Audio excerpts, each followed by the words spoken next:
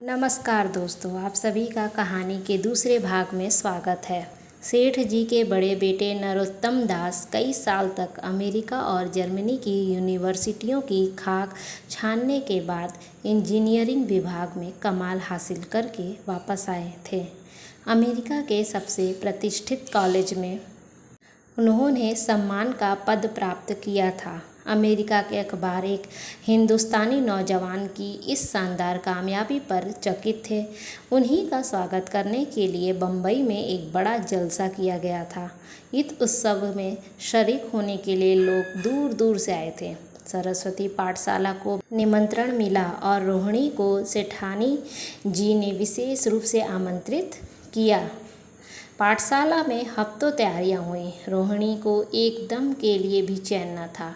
यह पहला मौका था कि उसने अपने लिए बहुत अच्छे अच्छे कपड़े बनवाए थे। रंगों के चुनाव में वह मिठास थी, काट छाक में वह फबन जिससे उसकी सुंदरता चमक उठी। सेठानी कौशल्या देवी उसे लेने के लिए रेलवे स्टेशन पर पहुंची थी। रोहिणी गाड़ी से उतरते ही उनके पैरों की तरफ झुकी, लेकिन उन्होंने उसे छाती से लगा लिया और इस तरह प्यार किया कि जैसे वह उनकी बेटी है। वह उसे बार बार देखती थी और आंखों से गर्व और प्रेम टपक पड़ता था। इस जल समुंदर के किनारे एक हरे भरे सुहाने मैदान में एक लंबा चौड़ा शामियाना लगाया गया था। एक तरफ आदमियों का समुद्र उमड़ा हुआ था, दूसरी तरफ समुद्र की लहरें उमड़ रही थीं। गोया वह भी इस खुशी में शरीक थी। जब उपस्थिति लोगों ने रोहिणी बाई के आने की खबर सुनी तो हजारों आदमी उसे देखने के लिए खड़े हो गए। यही तो वह लड़की है जिसने अब की शास्त्री की परीक्षा पास की है। जरा उसके दर्शन करने चाहिए। अब भी इस देश की स्त्रियों में ऐसे रतन मौजूद हैं। भोले भाले देश प्रेमियों में इस तरह की बातें होने लगी। शहर की कई प्रतिष्ठित महिलाओं ने आकर रोहिणी को गले लगाया और आसपास में उसके सौंदर्य और उसके कपड़ों की चर्चा होने लगी। आखिर मिस्टर पुरुषोत्तम दास तशरीफ लाए। हालांकि वह बड़ा शिष्ट और गंभीर उत्सव था, लेकिन उस वक्त दर्शन की उत्कंठा पागलपन की हद तक जा पहुंची थी। एक भगदड़ सी मच गई। कुर्सियों की कतारें गड़बड़ हो गई। कोई कुर्सी पर खड़ा हुआ, कोई उसके हत्थों पर। कुछ मनचले लोगों ने शामियाने की रस्सियां पकड़ी और उन पर जा लटके। कई मिनट तक यही तूफान मचा रहा। कहीं कुर्सियां टूटी, कहीं कुर्सियां उल्टी। कोई किसी के ऊपर गिरा, कोई नीचे। ज़्यादा तेज लोगों ने धौल धप्पा होने लगा। तब बीन की सुहानी आवाज़ें आने लगी। रोहिणी ने अपनी मंडली के साथ देश प्रेम में डूबा हुआ गीत शुरू किया। सारे उपस्थित लोग बिल्कुल शांत थे और उस समय वह सुरीला राग, उसकी कोमलता और स्वच्छता, उसकी प्रभावशाली मधुरता, उसकी उत्साह भरी वाणी दिलों पर वह नशा पैदा कर रही थी जिससे प्रेम की लहरें उठती हैं, जो दिल से बुराइयों को मिटाता है और उससे ज़िंदगी की हमेशा याद रहने वाली यादगारें पैदा हो जाती हैं। गीत बंद होने पर तारीफ की एक आवाज़ न आई। वही ताने कानों में अब तक गूंज रही थी। गाने के बाद विभिन्न संस्थाओं की तरफ से अभिनंदन पेश हुए और तब नरोत्तम दास लोगों को धन्यवाद देने के लिए खड़े हुए। लेकिन उनके भाषण से लोगों को थोड़ी निराशा हुई। दोस्तों की मंडली में उनकी विकृता के आवेग और प्रभाव की कोई सीमा न थी, लेकिन सार्वजनिक सभा के सामने खड़े होते ही शब्द और विचार दोनों ही उनसे बेवफाई कर जाते थे। उन्होंने बड़ी बड़ी मुश्किलों से धन्यवाद के कुछ शब्द कहे और तब अपनी योग्यता की लज्जित स्वीकृति के साथ अपनी जगह पर आ बैठे। कितने ही लोग उनकी योग्यता पर ज्ञानियों की तरह सिर हिलाने लगे। अब जलसा खत्म होने का वक्त आया।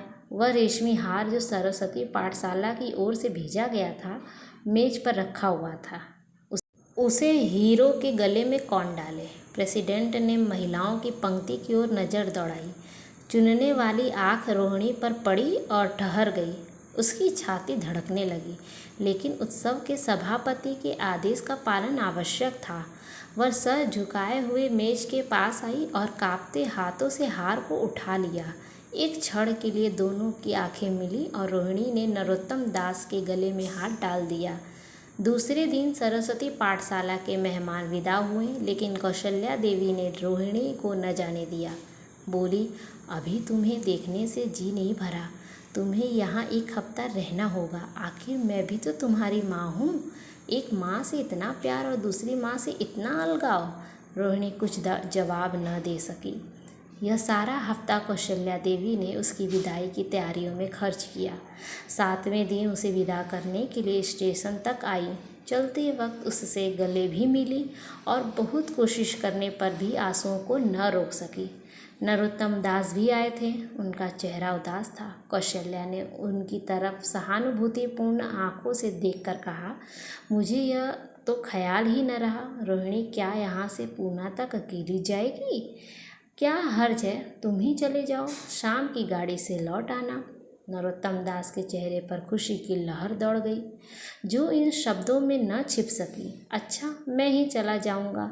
वह इस फिक्र में थे कि देखें विदाई की बातचीत का मौका भी मिलता है या नहीं। अब वह खूब जी भरकर अपना दर्द दिल सुनाएंगे और मुमकिन हुआ तो उस लाज संकोच को जो उदासीनता के पर्दे में छिपी हुई है मिटा देंगे। रुक्मणी को अब रोहिणी की शादी की फिक्र पैदा हुई। पड़ोस की औरतों में इसकी चर्चा होने लगी थी। लड़की इतनी सयानी हो गई है, अब क्या बुढ़ापे में ब्याह होगा? कई जगह से बात आई। उनमें कुछ बड़े प्रतिष्ठित घराने थे, लेकिन जब रुक्मणी उन पैमानों को सेठ जी के पास भेजती तो वे यही जवाब देते कि मैं खुद फिक्र में हूँ। रुक्मणी को उनकी यह टाल मटोल बुरी मालूम होने लगी थी। रोहिणी को बम्बई से लौटे महीने भर हो चुका था। एक दिन वह पाठशाला से लौटी तो उसे अम्मा की चारपाई पर एक खत पड़ा हुआ मिला। रोहिणी पढ़ने लगी। लिखा था, बहन, जब से मैंने तुम्हारी लड़की को बम्बई में देखा है मैं उस पर रिझ गई हूँ। अब उसके बगैर मुझे चैन नहीं है। क्या मेरा ऐसा भाग्य होगा कि वह मेरी बहू बन सके? मैं गरीब हूँ, लेकिन मैंने सेठ जी को राजी कर लिया है। तुम भी मेरी यह विनती कबूल करो। मैं तुम्हारी लड़की को चाहे फूलों की सेज पर सुला सकूं, लेकिन इस घर का एक एक आदमी उसे आंखों की पुतली बनाकर रखेगा।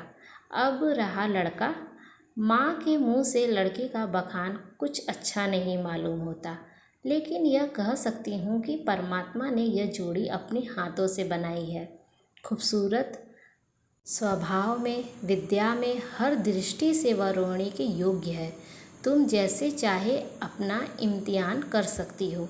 जवाब जल्द देना और ज़्यादा क्या लिखूं। नीचे थोड़े से शब्दों में सेठ जी ने उस पैमाने की सिफारिश की थी। रोहिणी गालों पर हाथ रखकर सोचने लगी। नरोत्तम दास की तस्वीर उसकी आंखों के सामने आ खड़ी हुई। उनकी वह प्रेम की बातें, जिनका सिलसिला बम्बई से पूना तक नहीं टूटा था, कानों में गूंजने लगी। उसने एक ठंडी सांस ली और उदास होकर चारपाई पर लेट गई। सरस्वती पाठशाला में एक बार फिर सजावट और सफाई के दृश्य दिखाई दे रहे हैं। आज रोहिणी की शादी का शुभ दिन है।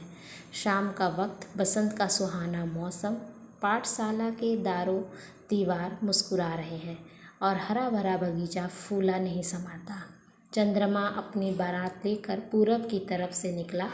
उसी वक्त मंगलाचरण का सुहाना राग उस रूपहली चांदनी और हल्के हल्के हवा के झोंकों में लहरें मारने लगा। दूल्हा आया। उसे देखते ही लोग हैरत में आ गए। यह नरोत्तम दास थे। दूल्हा मंडप के नीचे गया। रोहिणी की माँ अपने को रोक न सकी। उसी वक्त जाकर सेठ जी के पैर पर गिर पड़ी। रोहिणी की आंखों से प्रेम और आनंद के आंसू बहने लगे। मंडप के नीचे हवन कुंड बना था। हवन शुरू हुआ। खुशबू की लपटें हवा में उठी और सारा मैदान महक गया। लोगों के दिलो दिमाग में ताजगी की उमंग पैदा हुई। फिर संस्कार की बारी आई। दूल्हा और दुल्हन ने आपस में हमदर्दी, जिम्मेदारी और वफादारी के पवित्र शब्द अपनी जुबानों से कहे। विवाह की वह मुबारक जंजीर गले में पड़ी, जिसमें वजन है, शक्ति है, पाबंदियां हैं, लेकिन वजन के साथ सुख और पाबंदियां के साथ विश्वास है। दोनों दिलों में उस वक्त एक नई बलवान आत्मिक शक्ति की अनुभूति हो रही थी। जब शादी की रस्में ख़त्म हो गई तो नाच गाने की मंजिल का दौरा आया। मोहक गीत गूंजने लगे। सेठ जी थक कर चूर हो गए थे। जरा दम लेने के लिए नीचे बगीचे में जाकर एक बेंच पर बैठ गए। ठंडी ठंडी हवा आ रही थी। एक नशा सा पैदा करने वाली शांति चारों तरफ छाई हुई थी। उसी वक्त रोहिणी उनके पास आई और उनके पैरों से लिपट गई। सेठ जी ने उसे उठाकर गले से लगा लिया और हंसकर बोले, क्यों, अब तो तुम अब मेरी अपनी बेटी हो गई। तो दोस्तों, ये कहानी यहीं तक था। आप लोगों को कैसा लगा प्लीज़ कमेंट बॉक्स में ज़रूर बताइएगा और प्लीज़ एक लाइक करना मत भूलिएगा, क्योंकि आपके एक लाइक से मुझे बहुत बड़ा सपोर्ट मिलता है। तो आपसे मिलते हैं किसी नई कहानी पर, तब तक धन्यवाद।